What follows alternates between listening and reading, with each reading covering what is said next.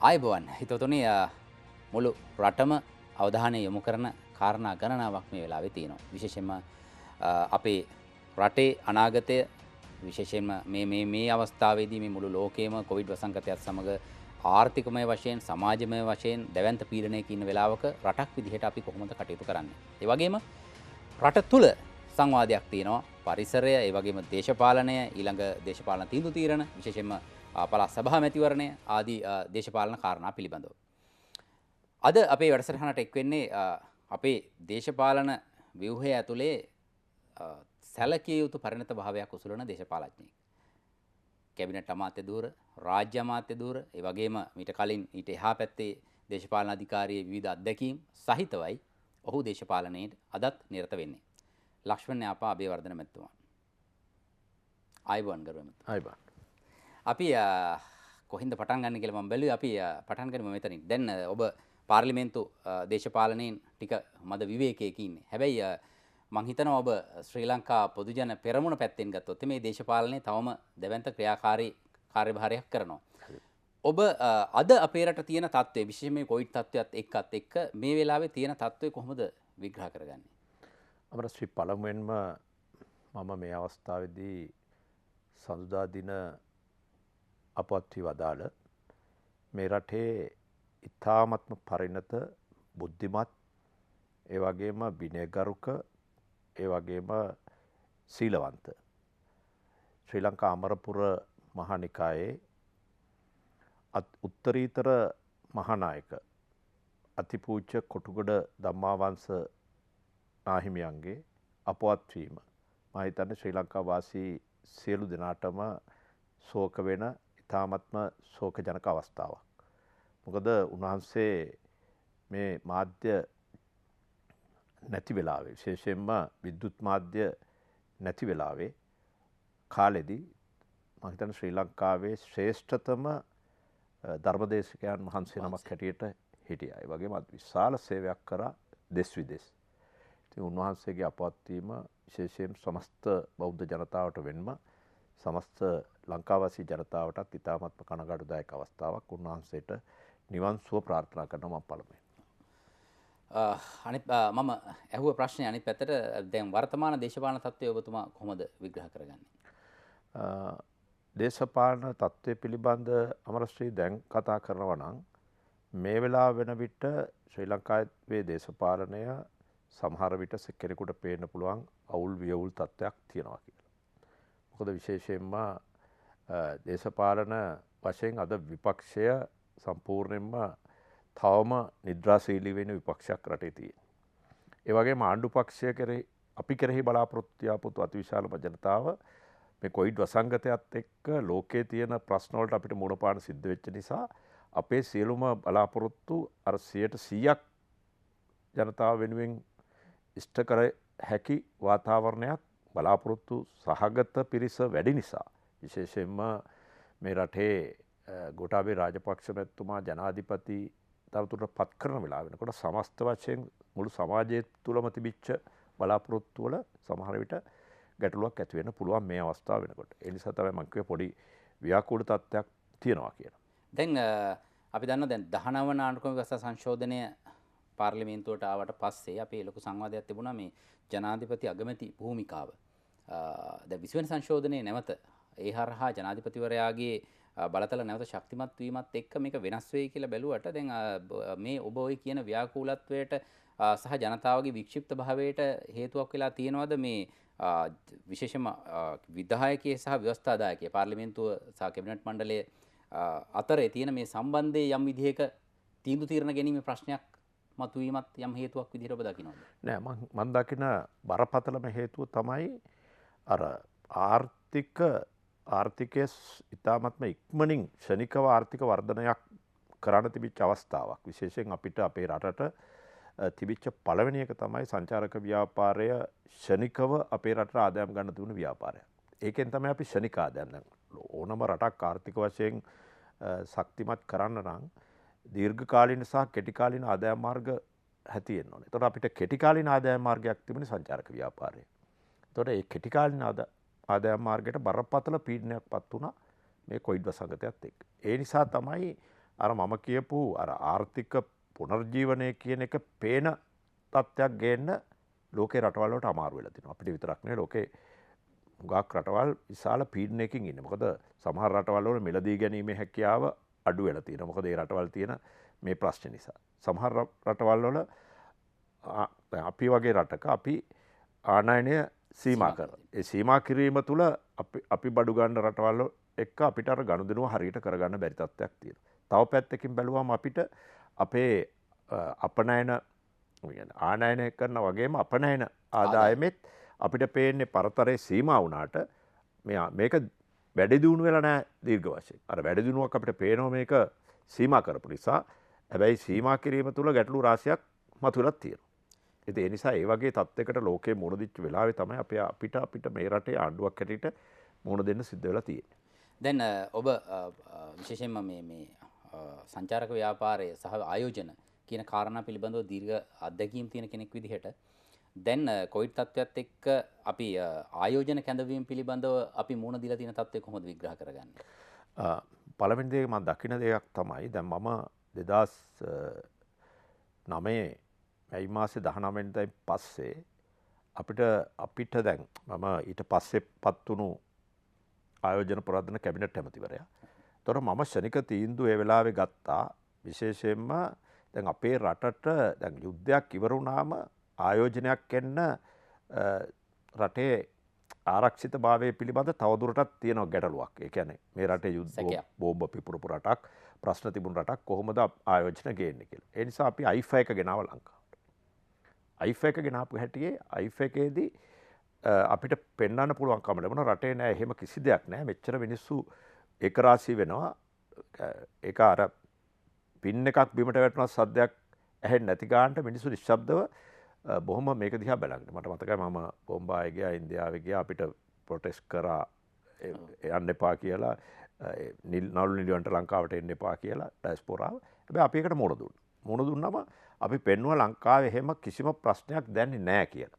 එතකොට අපි ඒකෙන් පළවෙනි පියවරක් තියුවා ලංකාවේ ප්‍රශ්නයක් නැහැ. දෙවෙනි පියවර තමයි ඒ වෙලාවේ අපිට ආයෝජනය ගේන්නේ කොහොමද කියලා. ඒතර මටත් විශේෂයෙන් දෝෂාරෝපණත් ආවා. ඒ වෙලාව අපිට හැංගිලා. ඒක ලංකාවට ගේන්න. අපි අවංකවම මේ වෙලාවේ ඒ ඉඩම් අපි දුන්නා අවුට්රයිට් කරලා ඉඩම දුන්නා. ඒ දුන්නේ වෙන කිසි දෙයක් නිසා නෙවෙයි. ඒ වෙලාවේ ආයෝජන ගේන්න නම් විශ්වාසය ඇති වෙන්න ඕන. රටක. ඒතකොට අපි කොහොමද මේ විශ්වාසය ඇති කරන්නේ?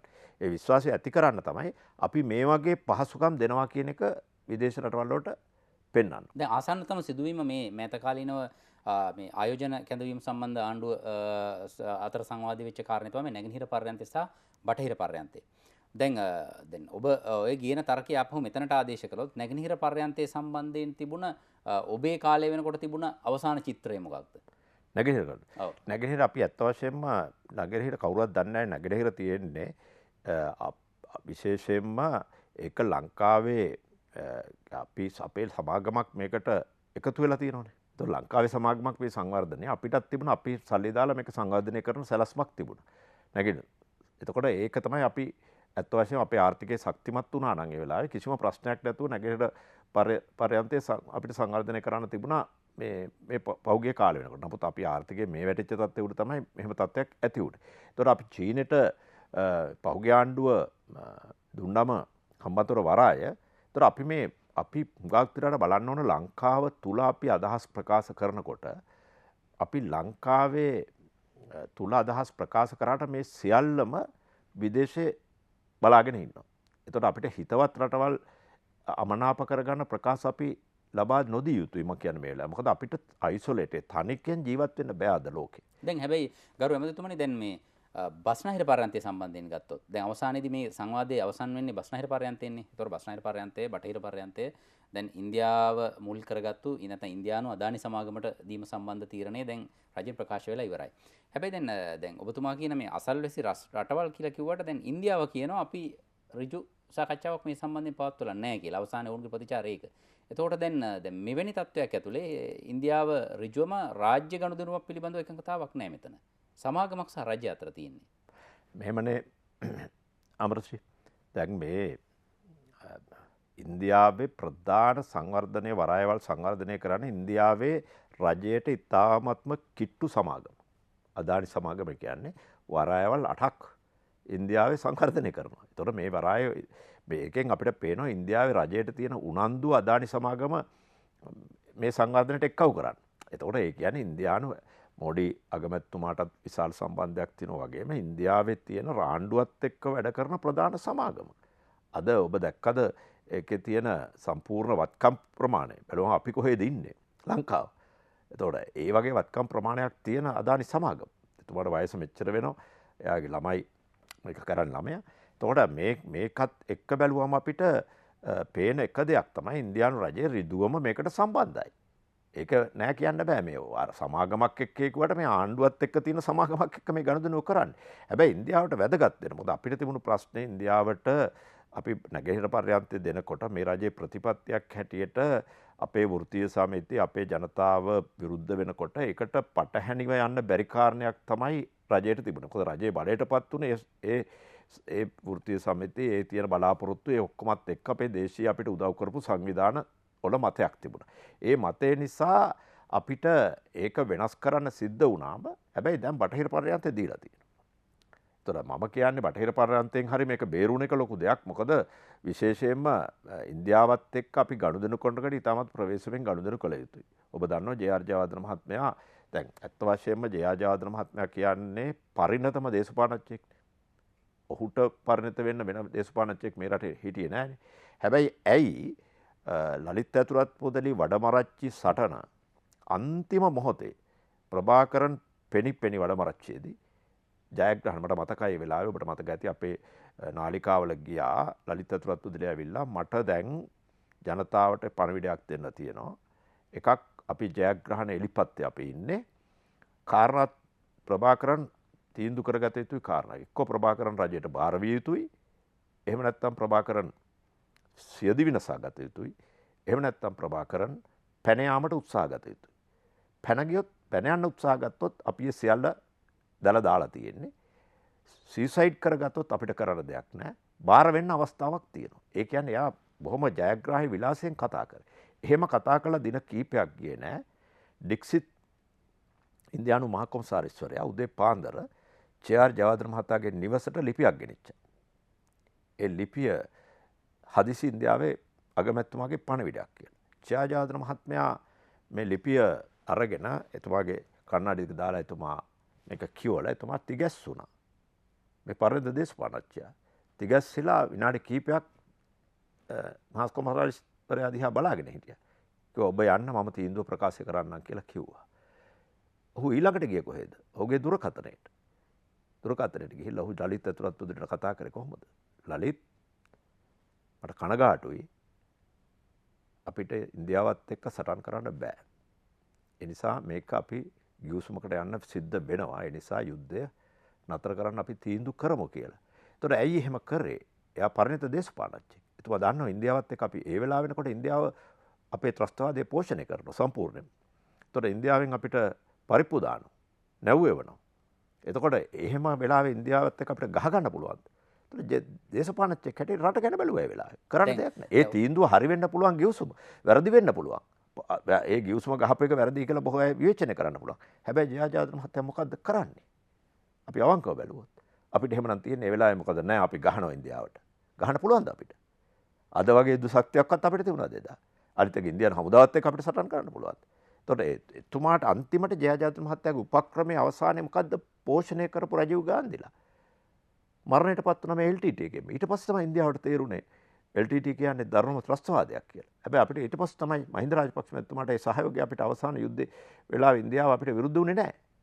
එතකොට මෙන්න මේවා තමයි රාජතාන්ත්‍රික තීන්දුව කියන්නේ. එතකොට ඒ වෙලාවේ විවේචනය කරන්න පුළුවන්, ගිනි තියා ගන්න පුළුවන්, අහිංසක ද්‍රවිඩ ජනතාවට හානි කරන්න පුළුවන්, දේපල හානි කරන්න පුළුවන්. ඒවයි ලොකු අපවාදයක් ලැබුණා. ඒ වගේ අපවාදයක් තමයි අපිට මේ වගේ රටක් එක්ක ගැටුමකට ගියොත් අපිට ඇති වෙන්නේ. ඒ නිසා තමයි මම අමරශ්‍රීට මුලදිම කිව්වේ අදහස් ප්‍රකාශ කරනකොට අද එදා වගේ නෙවෙයි. අද මාධ්‍ය ඉතාමත්ම ශනිකව සංවේදනය වෙනවා. ඒ වගේම මෙහෙන් අපි සිංහලෙන් කතා කරාට මේක එක තප්පර ගාණක් ඇතුළත මහා කොමසාරිස් කාර්යාලය විසින් ඉන්දියාවට දැනුම් දීලා තියෙනවා. නැත්නම් චීනට දැනුම් දෙනවා. නැත්නම් ඇමරිකාවට දැනුම් දෙනවා. ඉතින් අපිට වීරයෝ වගේ මේක ඇතුළේ කෑ ගහන්න පුළුවන්. හැබැයි කෑ ගහන හැම එකකින්ම අලාභය වෙන්නේ අපිට. අපේ ඡන්දදායකන්ට හොඳයි මේක. මේක ගැලරිය පිනවන්න ඉතාමත්ම හොඳයි. ඒක දන්න දේශපාලනඥයෝ බුද්ධිමත්ව කතා කරනවා. අනිත් අය තමන්ගේ ඡන්දයට කතා කරනවා. මේක තමයි වෙලා තියෙන්නේ. හොඳයි. ඔබ මේ අර විග්‍රහ කරා ජේ.ආර්. ජයවර්ධන මහත්මයාගේ කාලේ අපිට තිබුණු පීඩනය. දැන් ඒවකට ඉන්දියාව අපිත් එක්ක විරසක වෙන්නේ අපි ඇමරිකානු සමීප ප්‍රතිපත්තියක් එක්ක කටයුතු කරමින් ඉන්නවා කියන ලෝක විවේචනයකුත් එක්ක. අද අයිකේ අනිත් පැත්ත. අද ඉන්දියාව ඇමරිකානු ප්‍රතිපත්තියත් එක්ක සමපාත වෙලා අද අපි දිහා බලනවා චීනෙත් එක්ක අපි කටයුතු කරන්නේ කොහොමද කියලා. එතකොට අපි මේ වෙනස් වෙන වාස්තවික තත්ත්වයන් එක්ක අපි බරපතල අර්බුදයක තමයි අතර මේ වෙලාවෙත් ඉන්නේ. දැන් ඔබේ විග්‍රහය කොහොමද අපි විශේෂයෙන්ම චීනය දැන් ඔබ කිව්වා දැන් ඉන්දියාවත් එක්ක අපි මේ වගේ තත්ත්වයක ඔබ මේ නොකියා කිව්වේ අපි ඉන්දියාවත් එක්ක කරන ගනුදෙනුවේ බරපතල තැනක අපි දැන් මේ වෙලාවේ තීරණාත්මක තැනක ඉන්නවා කියලා. හැබැයි ඒ එක්කම අපිට පේනවා චීනය දැන් එදාට හිටියටත් වඩා ප්‍රබල තැනක අද ඉන්නවා. ඒතකොට එවකට සෝවියට් කඳවුර ප්‍රබලව හිටියට වඩා චීනය වෙනස් විදිහක මූලෝපායික ක්‍රම හරහා මුළු ලෝකේ පුරාම ඔවුන්ගේ බලය පතුරවලා තින්නේ. ඔවුන් දන්නවා අපේ රටේ තියෙන වැදගත්කම. දැන් එවැනි තත්ත්වයක් ඇතුලේ අපි එහෙමනම් චීනයත් එක්ක ගනුදෙනු කරනවද? ඔබ කිව්වා දැන් හම්බන්තොට වරාය ලබා දීම කියන කාරණේ. බරපතල විවේචනයක් තියෙනවා ඊට පස්සේ ඊළඟ ආණ්ඩුවෙන් ඒ කලින් ආණ්ඩුවට මේක හම්බන්තොට වරාය සුදු අලියෙක් කියලා. හැබැයි ඕන් ඊට පස්සේ ඒක චීනටම දුන්නා. දැන් ඒක බරපතලම තත්වයකටපත් වෙලා තියෙනවා. එහෙම තත්වයක් ඇතුලේ අපි කොහොමද චීනය කළමනාකරණය කරන්නේ? මම අහන්නේ ඒකයි. දැන් එක පැත්තකින් අපි මේ ඉන්දියාව ගැන විතරක් හිතුවොත් අපිට ඊළඟ අර්බුද එනවා නේද? නෑ අපි චීනයත් එක්ක දැන් ගනුදෙනු හරියට කරනවනේ. එහෙම කිසිම ගැටලුවක් නෑ. ඒක තමයි මම කියන්නේ. අපේ විදේශ ප්‍රතිපත්තිය විය යුත්තේ එක රටකට බැඳීම නෙවෙයි. අද ඔබ කිව්වා වගේ ඉන්දියාව, ජපානය, ඇමරිකාව මේ තුන අද එකට වැඩ කරන්නේ. ඒක අපි හොඳින් තේරුම් ගත යුතුයි. එතකොට ප්‍රබල තුනක් අපිත් එක්ක ප්‍රබලම රටවල් තුනක් අපි වැඩ කරනවා එකට. එතකොට ඒකට මුහුණ දෙන්න මේ පැත්තෙන් වෙනම කඳවුරක් හැදිලා තියෙනවා චීනය. එතකොට අපි විශාල ඉඩක් චීනයට දීලා තියෙනවා. මේ වන විට ලංකාවේ. පොඩි ඉඩක් නෙවෙයි. එකක් තියෙන්නේ අපි හම්බන්තොට වරාය දැන් කොහොම හරි ගිය ආණ්ඩුවෙන් හම්බන්තොට වරාය දුන්නා. හැබැයි අපි චීනය ඊට කලින් අපි මහින්ද රාජපක්ෂ රජය විසින් ආයෝජනයක් දීලා තියෙනවා වෙනම සමෘද්ධය ගොඩ කරලා අපි පෝට් සිටි එකට සම්පූර්ණ අවස්ථාව ලබලා දීලා තියෙනවා. ඒ වගේම අපේ ආයෝජන අද චීන ආයෝජන විශාල ප්‍රමාණයක් මේ රටේ මාර්ග සංවර්ධනයක් සිද්ධ වෙනවා. වෙනත් සංවර්ධන කටයුතු වලට චීනය ආධාර කරනවා. ඒතකොට ඒක නිසා අපි චීනයට දීපු ප්‍රමාණය අතිවිශාල ප්‍රමාණයක් චීනයට ඉඩක් දීලා තියෙනවා මේ සංවර්ධන ක්‍රියාවලියට. එතකොට ඒ නිසා අපිට මේක ගැටලුවක් වෙන්නේ අපි අදත් චීනය අපිට උදව් කරනවා. අන්න ඒක රැකගෙන ඉන්දියාවත් තරහ නොකරගෙන ඉන්දියාවත් එක්ක වැඩ කරන ඇමරිකාව සහ ජපානයේ සිත්‍රීදීමක් ඇති නොකරගෙන අපේ විදේශ ප්‍රතිපත්තිය විය යුත්තේ අපේ මේ ස්වාධීන ගමන යන්න අපිට හැම රටකම ආධාර උපකාර අවශ්‍යයි කියන එක. ඒතකොට අපි කෙනෙකුට හිටපු ගමන් චීනයට බයින්න පුළුවන්. හිටපු ගමන් ඉන්දියාවට බයින්න පුළුවන්. ඇමරිකාවට බයින්න පුළුවන්. ඇමරිකාවට බැන්නයි කියලා ඇමරිකාවට දැනනවද අපි බනින්න මේ දේශපාලනච්ච බයින්න කිසිම දෙයක්කින් ඇමරිකාව පීඩනයට පත් කරන්න පුළුවන්. ජපානය කියන පුළුවන්ද පීඩනයට? ඉන්දියාව පුළුවන්ද? බෑනේ. අපි පොඩි අපේ තරම දැනගන්න ඕන අපි. අපි මේ ගොඩනැගෙන්න හදන රටක් මේ රට සංවර්ධනය සහ මේ රටේ ඉදිරි ගමන මෙතනින් ගොඩ එන්න නම් අපිට විදේශ ආයෝජන අවශ්‍යමයි. විදේශ ආධාරත් අවශ්‍යමයි. එතකොට මේ වෙලාව වෙනකොට අපේ රටේ අපිට විශාල ණය කන්දරාවක් ගෙවන්න තියෙනවා. දැන් මේ ලබන අප්‍රේල් මාසෙ වෙනකොට අපේ ජාතික ආදායමෙන් 68යි 70යි අතර ප්‍රමාණයක් පොලියට විතරක් අපිට ගෙවන්න වෙලා තියෙනවා. ඔබ බලන්න අපේ ජාතික ආදායමෙන් ඒ ගාන ගෙවනකොට ඉන්ස්ටෝල්මන්ට් එක එනකොට වාරික එනකොට අපිට මේකට මුණ දෙන්නේ කොහොමද කියලා. එතකොට ඒකට තමයි අපි කරුණු දෙකක් ඉෂ්ට කරන්න ඕනේ ඉදිරි කාලය ඇතුළත. මොකක්ද ඒ කරුණු දෙක? එකක් අපි ආයෝජනය වැඩි කර ගන්න වෙනවා. අනිත් එක අපි අපනයන ආදායම වැඩි කර ගන්න ඕනේ. අපි ඒ වගේම අපේ වියදම් සීමා කරන්න ඕනේ. මේ ක්‍රමය අපි හදාගත්තේ නැත්නම් අපි අනිවාර්යෙන්ම බරපතල තැනකට අපි යනවා. දැන් අපි මේ තරම්ම බරපතල උගලකට අහුවෙච්ච බව අපි අසල්වැසියෝ දන්නවා. මේ වෙලාවේ අපි ලොකු අර්බුදයක ඉන්න බව උන් දන්නවනේ. දැන් එවැනි තත්ත්වයක් ඇතුලේ තමයි විශේෂයෙන්ම ත්‍රිකුණාමල වරායේ තෙල් ටැංකි සම්බන්ධයෙන් නැවත සංවාදයක් කියන්නේ. දැන් තෙල් ටැංකි වලින් කොටසක් එක්ක ඉන්දියාව ගනුදෙනුව පවත්වලා දැන් අපි දන්නවා මාස කිහිපයක් ඇතුළත යාවත්කාලින කළ යුතු සහ එකඟ විය යුතු ගිවිසුමක් අතහැරලා තියෙද්දි වුණත් ඉන්දියානු IOC සමාගම ඇතුළු ඉන්දියානු බලධාරීන්ගේ යටතේ තෙල් ටැංකි වල පාලනයක් තියෙනවා. එසේ තිබියදී ඒ ආසන්නයේ තවත් අක්කර 100ක පමණ ප්‍රමාණයක් භූමියක ආයෝජනයක් පිළිබඳව සාකච්ඡා වෙනවා. දැන් ඔබ කිව්වට මේ ඉන්දියාව සහ චීනය කළමනාකරණය කරන අපිට යන්න පුළුවන් කියලා. දැන් මේ ආකාරයෙන් ත්‍රිකුණාමල වරාය දෙසට ඉන්දියානු මැදිහත් වීම වැඩි වෙන තරමට මේ ගැටලුව තව උග්‍ර වෙනවනේ. නෑ දැන් අපි අපේ තෙල් ටැංකිය වලින් 15ක් ශ්‍රී ලංකාවට දෙන්න කැමතියි. දැන් අපි මේ තෙල් ටැංකි වල නඩත්තු අපිට කරගන්න බැරි එකනේ ප්‍රශ්නේ තියෙන්නේ අමරශ්‍රී.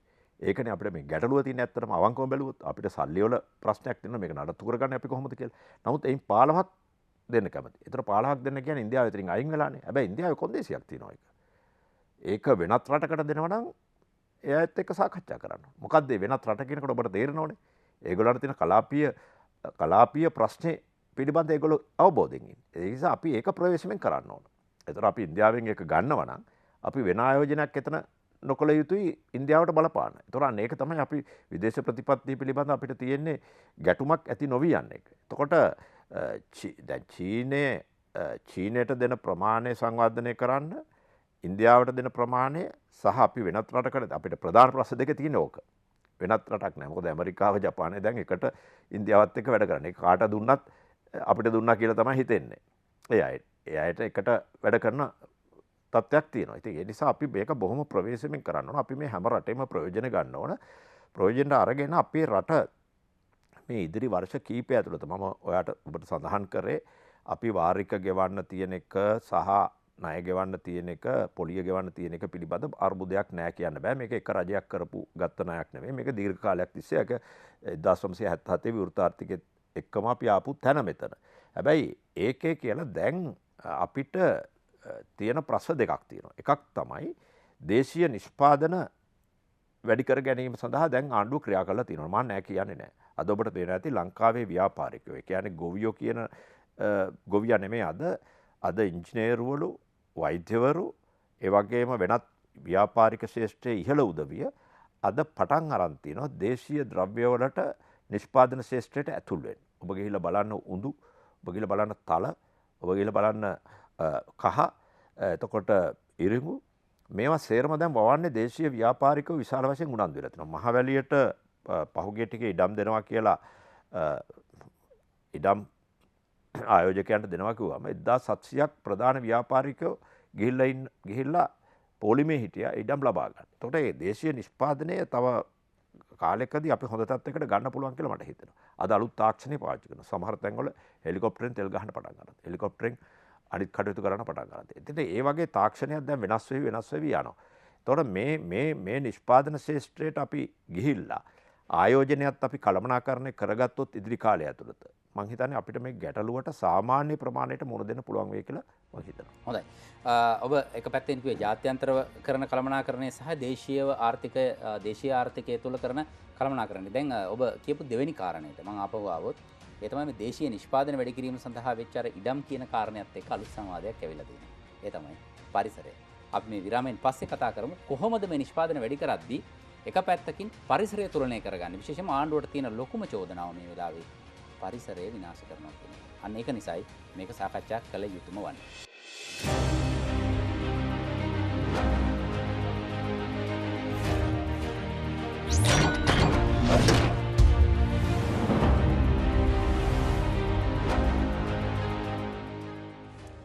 ඔව් හිතවතුනි ඔබ එක්වන්නේ ඉලක්කය වැඩසටහන සමගින් ලක්ෂ්මන් යාපා අභිවර්ධන මැතිතුමන් අපි සංවාදයේ නිරත වන්නේ එතුමන් සමග ආයෝජන විෂය පිළිබඳ ප්‍රාමාණික අත්දැකීම් තියෙන විශේෂයෙන්ම මේ විෂය භාරව කටයුතු කරපු අමාත්‍යවරයෙක් හැටියටත් ඒ වගේම මේ අපි සාකච්ඡා කරන ජනමාධ්‍ය කියන විෂයත් පිළිබඳවත් විෂය භාරමතිවරයෙක් විදිහට කටයුතු කළා සහ අත්දැකීම් තියෙන කෙනෙක් විදිහට මේ කාරණා පිළිබඳව සාකච්ඡා කළ යුතුමයි. ඒ තමයි දැන් ආයෝජකයින් දැන් ඔබ කිව්වා මේ සාකච්ඡාවේ මුල් භාගයේදී මේ දැන් අපි දේශීය වශයෙන් අපේ නිෂ්පාදන වැඩි කර ගැනීමේ අරගලයකදී නව දේශීය ව්‍යාපාරික පැලැන්තියක් නිර්මාණය වෙමින් තියෙනවා.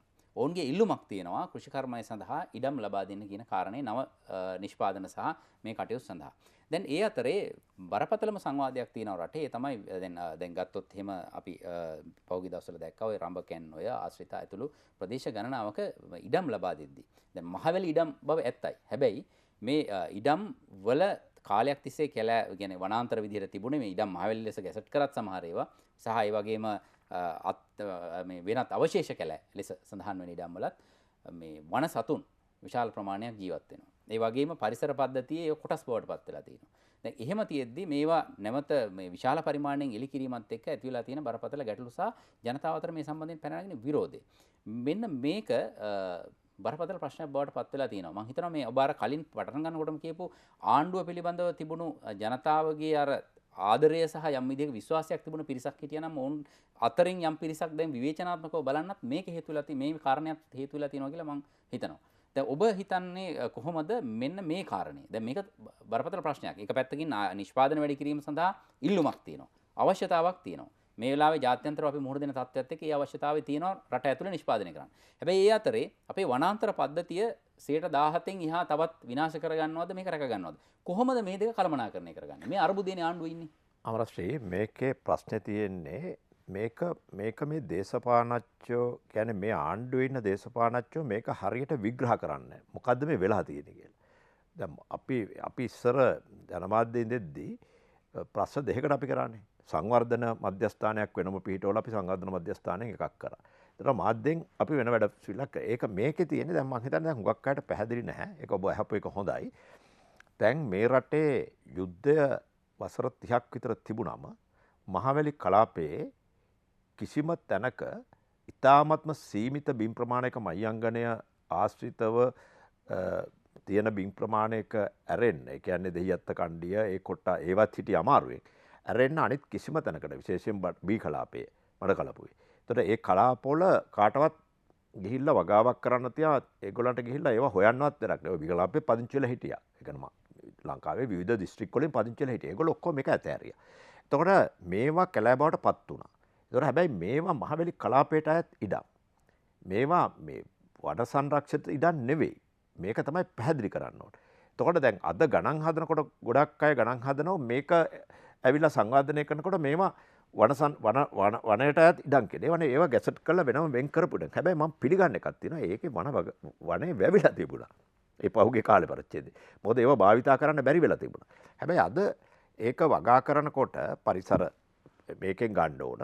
පරිසරයෙන් නියම විදියට ඒගොල්ලන්ට ඒ පරිසර අධ්‍යයන වාර්තාවක් ගන්න ඕන.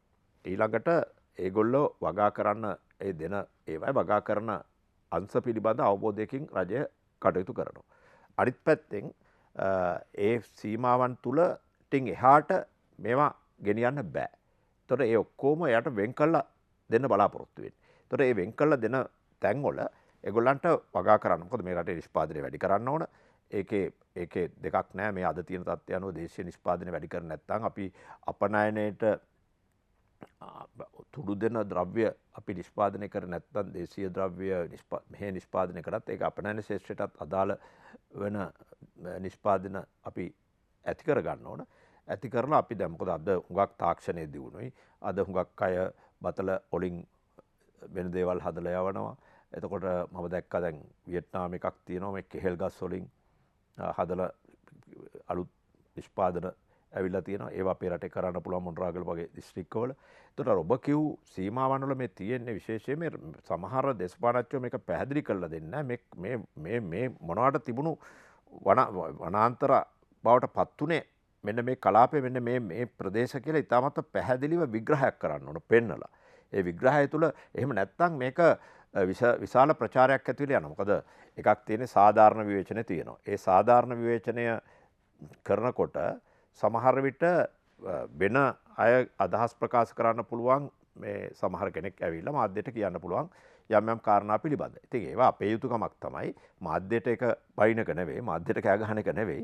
ඒ අදාළ කාරණය පිළිබඳ අපි විග්‍රහයක් කරන්න ඕන. දැන් අනිත් පැත්තෙන් එමතුමනි මේ ආයෝජකයින් එක්ක යද්දී අපිට පේන කාරණයක් තමයි දැන් බොහෝ දෙනෙක් බොහෝ තැන්වලදී සිද්ධ වෙන්නේ වනාන්තර මහා පරිමාණ වනාන්තර තියෙන ප්‍රදේශවලට ගිහිල්ලා සිදු කරන ඉවබ්බවක් නැතුව කරන සමහර ඩෝසර් කිරීම සහ විනාශ කිරීම. එතකොට අපිට දැන් මේ මෑත කාලීන සමහර ව්‍යාපෘති වල අපිට පේන කාරණේ ඔබ ඔය කියන පරිසර අධ්‍යයනයක් සිද්ධ වෙලා නැහැ. ඒක තමයි ප්‍රශ්නේ. මම කියන්නේ මෙහෙමයි මේක හරියටම විග්‍රහ කරේ නැහැ කියලා මගේ මතය තියෙන. මම ඔබ අමර්ශ්‍රී කියන සමහර ওই කාරණේ පිළිබඳ මට තැන තියෙනවා නම් කොහෙද කියලා ඒවා කියනවා නම් මම මේක මාධ්‍යයට ඇවිල්ලාම මම කියනවා. මම මෙන්න මේ කාරණා මේ කියලා. මොකද සමහර අය කියන්න පුළුවන් අර ඩෝසර් කරනවා මෙහෙ ඩෝසර් කරනවා කියලා. නමුත් මේ ඩෝසර් කරන්නේ මොන කාරණේයින්ද මොන රජයේ වන සංරක්ෂිතයේද නැති දේද ඩෝසර් කරනවා කියලා කියනවා සංවර්ධනයට ඩෝසර් කරනවා. ඒක කරනවා. ඒක කරනකොට මේක රජයට අයත් වීම ප්‍රමාණයක්ද එහෙම නැත්නම් තාම රක්ෂිත කරපු වීම ප්‍රමාණයක්ද කියන එක පෙන්වන්න ඕන. ඒතොර නැතුව දැන් මහජනතාවට පෙන්වුවාම මාධ්‍යකින් හරි කොහෙන් හරි ඩෝසර් කරගෙන යනවා මහජනතාවට දොස් කියන්න බෑ. මහජනතාව කියන ඇයි බුදුන් මේ තරම් විනාශ කරන්නේ මොකද කියලා. අපි පෙන්වන්න ඕන නෑ මේක තිබිච්ච දේ. මම අර කිව්වේ දැන් අපි හිතමු අවුරුදු 30ක් මහවැලි බී කලාපේ කවුරුවක් පදිංචිලා නැත්තම් වනේ වැවෙන්නේ නැතුව සතුන් එතට එන්නේ නැතුව මොකද්ද එතන සිද්ධ වෙන්නේ? ඒක අනිවාර්යෙන් ඒක නිකන් කලාපයක් බවට පත් වෙලා තියෙන්නේ වනයේ වැවෙන කලාපයක් බවට පත් වෙලා තියෙනනේ කාලයක් යනකොට. ඒතකොට ඒක අපි විග්‍රහ කරලා දෙනවා මේක තමයි අර දීපු ඉඩම්. මේක කලින් දීපු ඉඩම් මෙන්න මෙතෙන්ට වෙනකම් විතරයි තිබුණේ. අපිට මේක ඇවිල්ලා මාධ්‍යයට පෙන්වන්න පුළුවන්. මේක කවුරු හරි විග්‍රහ කරන්නේ හරියට. ඒක තමයි මේ ප්‍රශ්නේ ඇති වෙලා තියෙන බරපතල. එහෙම නැතුව ඔය කියන මහා කැලෑ වලට පැනලා මම හිතන්නේ නෑ මේ රටේ පරිසරයට දැන් පරිසරය හිතාමතාම විනාශ කරන කෙනෙක් ලොකුවට පෙළඹෙයි කියලා. මොකද ඒකට රාජ්‍ය අනුග්‍රහයක් දෙන්නේ නැහැ කවදාවත්. මොකද අද අපිට තේරෙනවා අද ලෝකයේ ඇති වෙච්ච ප්‍රශ්නේ. මම හිතනවා දින කිසිම දේශපාලනඥයෙක් සමහර වෙලා ඇති සමාජ පුජ්‍යලිකව හිතන එක්කෙනෙක් දෙන්නේ. නමුත් ඊට වඩා අද ලෝකයේ මේ විනාශයේදී තියෙන බලපෑම පිළිබඳ දේශපාලනඥයන්ට දැනුමක් තියෙනවා නැත්තේ නෑ. ඔය සමහර විට එක්කෙනෙක් දෙන්නෙක්ගේ මැදිහත් වීමක් හොයන්න පුළුවන් අපිට. එහෙම මුදල් හොයන සමහර අය ඉන්න පුළුවන්. මම නෑ කියන්නේ නෑ. හැබැයි ඒකට මම හිතන්නේ රජෙන් ඉඩක් දෙන්නේ නෑ කියන එක මගේ මතය තියෙනවා. යම් විදිහකින් දැන් ඔබ අපි හිතනවාද දැන් මේ ජනාධිපතිතුමා ආරක්ෂක ලේකම් හැටියට ඉන්නකොට පරිසරය පිළිබඳ දැඩි කැපවීමක් තිබුණානේ. අවංකවම කියනවා. ඒ කියන්නේ ඔහු හුඟක් දුරට ඔය ලස්සන කිරීම තුල ගස් වවලා වැව් හදලා ඒවා පුට්පත් දාලා ඒවා කරපු කෙනෙක්නේ. ඒතර මේ පරිසරයට ආදරේ නැහැ කියලා කියන්න බෑ. අනිත් එක ඔහුට චෝදනාවක් කොයි වෙලාවකවත් කරන්න බෑනේ. ඔහු කියන්නේ රජයේ මුදල් අනිසි ලෙස විනාශ කරන රාජ්‍ය නායකයෙක් කියලා. හැබැයි දැන් විවේචනයේ තියෙන මේකයි. දැන් මේ පරිසරය අලංකරණය කිරීම සහ ඒ කාරණා පිළිබඳව කාගේවත් විරෝධයක් නැහැ. නමුත් කාරණේ තියෙන්නේ මේ රක්ෂිත සහ සංරක්ෂිත භූමි. විශේෂයෙන්ම සංවේදී පරිසර කලාප. මේවා විනාශ කිරීම සම්බන්ධයෙන් ආණ්ඩුව මීට වැඩිය සංවේදී විය යුතුයි කියන තැන තමයි මුළු සමාජයම ඉන්නේ. මෙතන තමයි ප්‍රශ්නේ. මම කියන්නේ මේ නිලධාරීන්ටත් මේකට කාගේ හරි බලපෑමක් තියෙනවා නිලධාරීන්ට. මම හිතන්නේ කිසිම කෙනෙකුගේ බලපෑමක් නැහැ. නිලධාරී තමගේ රාජකාරී කරන්න. කවුද ඉන්න දේශපාලනඥයා කතා කරලා කියන්න. එතකොට මේ අද මාධ්‍ය තියෙනවා. අද ඒ නිලධාරී එළියට නාවත් දෙන්නෙක් තුන් දෙනෙක් දාලා මාධ්‍යයට කියන්න පුළුවන් මේ දේශපාලනඥයෙක්ගෙන් පුදුම බලපෑමක් තියෙනවා අපිට මේක මහා විනාශ කරනවා කියලා. අද කොහෙද එහෙම කියන්නේ? මං අහන්නේ මේක මේ ප්‍රචාරය කරනකොට මේ නිලධාරීන්ට වගකීමක් තියෙනවා. ඒකට ඇවිල්ලා උත්තර දෙන්න. දැනුත් එහෙම උත්තර දීමක් සිද්ධ වෙන්නේ නැහැනේ. මටත් පේන්නේ ඒක මදි කියලා. දැන් මොකද අපිට පේන කාරණේ තමයි ජනාධිපතිතුමා හැමදේටම උත්තර දෙන්න හදනවා. හැබැයි වගකිය යුතු විෂය භාර ඇමතිවරු අනිකුත් සියලු දෙනාගෙන් සිදුවිය යුතු මැදිහත් වීම සිද්ධ වෙන්නේ නැහැ වගේ පේනවා. ඇයි මේ මොකක් හරි ආණ්ඩුව ඇතුලේ ප්‍රශ්නයක්ද? මම නැවත අහන්නේ එතන. නෑ මම මාස්ටර් කියන්නේ අපේ වගකීම අපි තේරුම් ගත යුතුයි දේශපාලනඥයෝ හැටියට. දැන් ඔබ දන්නවා ඒ වෙලාවේ මම ආයෝජන ප්‍රවර්ධන ඇමතිවරයා හැටියට ඉන්නකොට මේ රටට විශේෂයෙන්ම ආයෝජනයක් ගේන්න සූදානම් වුණා. ඩී.ආර්. විජයවර්ධන මාවත වහලා ප්‍රධාන ආයෝජනයක් ගේන්න සුද්ධ වුණා. ඒකට ප්‍රචාරයක් ආවා කැසිනෝ කියලා. ඇත්තටම මම ඒක මාධ්‍යයට ගිහලා පැහැදිලි කර දුන්නා. මේ මොකද්ද මේ කැසිනෝ කියන එක. එතකොට මේ හිතුවේ අපිටත් ඉතින් කෑ ගැහුවා පාර්ලිමේන්තුව තුලත් පිටත් මේක ගේනවා, පැකර් ගේනවා එහෙම කියලා. නමුත් ඇත්තටම එතන වෙච්ච දේ මම අවංකවම පැහැදිලි කරා. මොකද්ද මේක තියෙන්නේ? ලංකාවේ තියෙනවා ලයිසන් කියන්නෙත් නෑ මම ඒකට. බදු ගෙවලා පවත්වාගෙන යන ප්‍රධාන කැසිනෝ දෙකක් තියෙනවා. හතරක් තියෙනවා. ඉතින් දෙකක් ක්‍රියාත්මකයි ප්‍රධාන වශයෙන්. ওই දෙක තමයි මේ අලුතෙන් ඉදි කරන ප්‍රධාන සංචාරක හොටල් දෙකට ගේන්න හැදුවේ. ඒතකොට අද ඒක තියෙන්නේ කොහෙද? මහානාමයක ඉස්සරහා එකක් තියෙනවා. පල්ලියක් ඉස්සරහා එකක් තියෙනවා. පන්සල ඉස්සරහා එකක් තියෙනවා. ඒතකොට ඒකනේ මෙතෙන්ට ගේන්න මේ අවසර දෙන්න හැදුවේ. ඒතකොට මම අහන්නේ අවුරුදු 30ක් 20ක් 30ක් පාවිච්චි කරපු එකක් අලුතෙන් බලපත්‍රයක් නොදී ඒක අර හොටලයක් තුල ඇවිල්ලා තියෙනවා නම් එතකොට ඒකේ තිබුණ වැරද්ද මොකද්ද කියලා මම අහන්නේ. අද සිංගප්පූරුවේ ඒ වැරද්ද වෙලා තියෙනවද? සිංගප්පූරුවේ සංස්කෘතිය විනාශ වෙලා තියෙනවා. හැබැයි දැන් ඒ වෙලාවේ සමාජයේ තිබුණ බරපතලම ප්‍රශ්නයක් තිබුණේ එහෙම යම් තැනක නිශ්චිත ප්‍රදේශයක් නම් කළ වහාම තවත් මේ තියෙනවට වැඩිය තව ලයිසන් ප්‍රමාණයක් දීලාද මේක දැන් වසංගතයක් බවට පත් වෙයි කියලා. ඒක සමාජ විවේචනයක්. නෑ ඒකට අපි නීතියක් දැම්මනේ. දැන් සිංගප්පූරුවේ එවැනි ආයතනයකට ඇතුල් වෙනවා නම් කැසිනෝ එකක් ගහන්න කවුරු හරි සිංගප්පූරියන් කෙනෙක් ඇතුල් වෙනවා නම් එයාට ඩොලර් 100ක්ද 200ක්ද ගෙවන්න ඕන. දැන් 200යි ඉස්සර 100යි. ගෙවුවම විතරක් නෙවෙයි සිංගප්පූරියන් කෙනෙකුට සෙල්ලම් කරනවා නම් එයාගේ ෆැමිලි එකෙන් වයිෆ්ගෙන් අවසරයක් ගන්න ඕන එයාට එන්න. ඒක නීතියක්. අපේ නීතියක් අපි ගේන්න හැදුවේ මොකද්ද මේක? කිසිම කෙනෙක් ලංකාවේ කෙනෙක් සෙල්ලම් කරන්න බෑ. අපි නීතිය ගේන්න හැදුවේ එතන. කිසිම කෙනෙක් සෙල්ලම් කරන්න බෑ. එතකොට අද ක්‍රියාත්මක වෙන්නේ නැද්ද ඉන්දියාවෙන් ඇවිල්ලා මේක ගහන්න නැද්ද මෙහෙ? අද ලංකාවේ අය ගහන්න නැද්ද මේක ඇතුලේ? අද කතා කරනවද කවුරුවත්? මම අහන්නේ මේ කැසිනෝ දෙකේ අද ලංකාවේ කී දෙනෙක් සෙල්ලම් කරනවද? ඔබ කියන්නේ නැවත මේ තත්ත්වය වෙනස් විය යුතුයි. මේ නීති වෙනවිය යුතුයි. නෑ මේක මං කියන්නේ මෙහෙමයි. ඒක ලංකාවේට සෙල්ලම් කරන්න නැති වෙන නීතියක් පැනවන්න ඕන. අපි අපේ සංස්කෘතියට අනුකූලව අපි ඒකට කැමති නැත්තම්. එතකොට අද අපි හිතමු දැන් ෆෝර්ට් සිටි එක තියෙනවනේ. පෝර්ට් සිටි එකේ පෝර්ට් සිටි එකේ නැවත මෙවැනි මම හිතන්නේ ගේන්න තියෙන බාධාව මොකක්ද අද? ගේන්න තියෙන බාධාව මොකක්ද ඒකේ තියෙන්නේ? ඒ කියන්නේ එහෙම එකක් ගේනවද? නෑ මම ගේන්න තියෙන බාධාව මොකක්ද? කවුරු හරි ගෙනාවොත් මොකද කරන්නේ? ඉතින් මම කියන්නේ ඒකයි මේ ආයෝජන කියන එක පිළිබඳ බලනකොට ලෝකයේ අනිත් රටවල් දිහා බලන්න ඕන.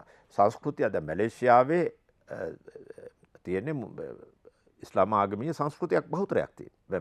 මැලේසියාවේ මේ සියලු දේම කරනවා සංස්කෘතිය විනාශ වෙනවා කියලා කියන්නේ නැහැ. මම කියන්නේ මේකට අර ජනතාව පොළඹවලා තමන්ගේ ඡන්ද ව්‍යාපාරයේ ශක්තිමත් කරගන්න උත්සාහ කරනට වඩා රටක් ගැන කල්පනා කරනකොට මේ රට කොහොමද ඉස්සරහට ගෙනියන්නේ? හැමදේම මේ රටේ ක්‍රියාත්මක කරනකොට අපේ රටේ සංස්කෘතියට හානි නොවි අපි කොහොමද මේක ක්‍රියාත්මක කරන්න කියන එක.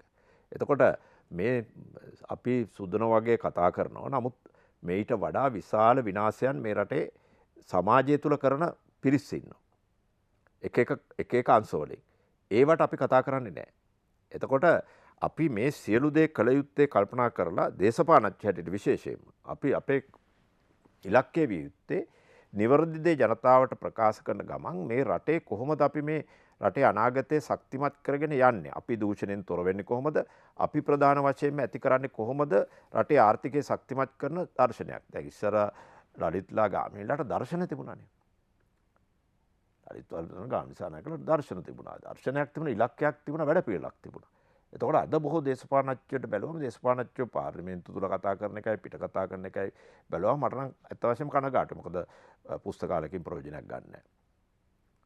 පාර්ලිමේන්තු ඉස්සර අපි බලනවා පරණ සම්පූර්ණ බලන්න මේ ඉදිරියේදී පාර්ලිමේන්තුවට පහුගිය වකවාණු වල ගියපු ඩඩ්ඩිසනායක, සිරිමාව බණ්ඩාරනායක, ජයජවාදන, එන්.එම්. පෙරේරා, කොලිනාඩ සිල්වා ඒ වගේ විශාල වශයෙන් ඉඳපු පැරණි නායකයෝ කතා කරපු ආකාරය, උන් පාර්ලිමේන්තුවේ හැසිරිච්ච ආකාරය, උන් පිටට ගිහිල්ලා කතා කරපු ආකාරය එක මතයකට ඉන්න. ඔබට මතකයි 1971 කැරැල්ල වෙලාවේ ලංකාවේ ත්‍රස්තවාදය මර්ධනය කිරීමට හෙලිකොප්ටර ගේන්න පාර්ලිමේන්තුවට යෝජනාවක් ගේනකොට ජයජවාර්ධන සහයෝගය දුන්නා සිරිමාව බණ්ඩාරනායක. මේක තමයි දේශපාලනය කියන්නේ. ඒතොර ජයාට විවේචනයක් ආව එතන ප්‍රධාන වශයෙන්. ඒතොර සිරිමාව බණ්ඩාරනායක මැතිරිය පාර්ලිමේන්තුවේ අනිසි විදියට වැරදි විදියට කතා කරපු දේශපාලනඥයෙකුට අවවාද කරා මේ පාර්ලිමේන්තුවේ කතා කරන ආකාරය පිළිබඳ. වහාම මේක නවත්ත යුතුයි කියලා. දැන් දේශපාලනඥයෝ හැසිරෙන්නේ. හොඳයි. දැන් මේ මට ආපහු ප්‍රශ්නේ මැදකට ආපහු යන්න වෙනවා. අර ඔබ කිව්වා මේ අර ව්‍යාපාරිකයන් 1700ක් විතර විශාල ප්‍රමාණයක ඉල්ලුමක් තියෙනවා කියලා. හැබැයි දැන් ඒ ඔක්කොම අතරේ මේ ලොකුම චෝදනාව තියෙන ආණ්ඩුවට මේ විදේශ සමාගම් වලට සහ විදේශ ව්‍යාපාරිකයන්ට මේ ආයෝජන වලට විශේෂයෙන්ම ඉඩම් ලබා දෙන්න උනන්දුව වැඩි කියලා. දැන් ඔබේ කාලෙත් ගත්තොත් ඔබලාගේ කාල සීමාව කියන්නේ ඔබ නියෝජනය කරපු ඒවකට ආණ්ඩුවෙත් දැන් සමහර ලෝක ප්‍රකට සහ කුප්‍රකට සුප්‍රකට විවිධ සමාගම් කීපයක් පිළිබඳව නම් කියවෙනවා මේ මහා පරිමාණ වනාන්තර ඇතුලේ කෙසෙල් වගාවට විවිධ ව්‍යාපෘති වලට ආවා කියලා. ඊට ඉස්සෙල්ලා ආපු ඒවාත් තිබුණා. සමහර ඒවා අපව හැරලා ගියා. මම නම් කියන්නේ සමහර සමාගම් වල. මම අහන කාරණය දැන් ඔබ හොඳ කාරණයක් කිව්වා කොහොම වෙතත් දේශීය ව්‍යාපාරිකින් නව පැලැන්තියක් එනවා කියන එක. ඒක අපි අගය කරන්න ඕනේ. රට කලුත් පරම්පරාව කියන එක. දැන් එහෙම නැත්නම් පිටින් ගෙන්නන්න ඕනේ. දැන් ඔබ විශ්වාස කරනවාද වැඩි අවස්ථා දී යුත්තේ දේශීය ව්‍යාපාරිකයන්ට සහ විශේෂයෙන්ම ඔවුනුත් යම් නියාමනයක් සහිතව මේ කටයුතු යොදාගත යුතුයි. පැහැදිලි. මේ ඉල්ලපු සියලුම ව්‍යාපාරිකයෝ දේශීය ව්‍යාපාරිකයෝ. 2700ම දේශීය ව්‍යාපාරිකයෝ මේ ඉල්ලලා තියෙනවා. මේ අයට විශාල ප්‍රමාණ ඉඩම් මහා විශාල ප්‍රමාණ ඉඩම් දෙන්න බලාපොරොත්තුවක් රජයේ නැහැ. අකර දහස් ගාණක්. නමුත් සමහර සමාගම් මම දැක්කා කෘෂිකර්ම අමාත්‍යාංශයෙන් ඉල්ලලා තිබුණ අක්කර 40000ක්. ඒ අතරේ එහෙම තමයි 5000 ගානකට අනුමැතිය දීලා තියෙන්නේ. නෑ දීලා එහෙම ලොකුවට මෙහෙමයි. මං කියන්නේ ඒ සමාගම් දේශීය සමාගම් එක්ක ජොයින්ට් වෙන්චර් වෙලා අවිල්ල තියෙන ගොඩාක් සමාගම්. එතකොට දේශීය අතේ රැකෙනවා අපේ. ඊළඟට අනිත් එක මේ එකක්වත් මේක අමරශ්‍රී මේකේ පළවෙනි ප්‍රශ්නේ මේ ඉඩම් එකක්වත් පිට ගෙනියන්න බෑ. මේ නිෂ්පාදනය කරගෙන දේවල් ඔක්කොම අපි රටට අපේ ප්‍රධාන දේ කොහොමද අපේ ටැක්ස් එක ගන්න. අපි ආනයන කරනවා අපරයන කරනකොට බද්ධ ගන්න කොහොමද අපිට. ඒ බද්ධ අරගෙන අපි කටයුතු කරන්න කොහොමද. රාජභාගි ගන්න කොහොමද. ඒවයි අපේ කාරණා විය යුත්තේ.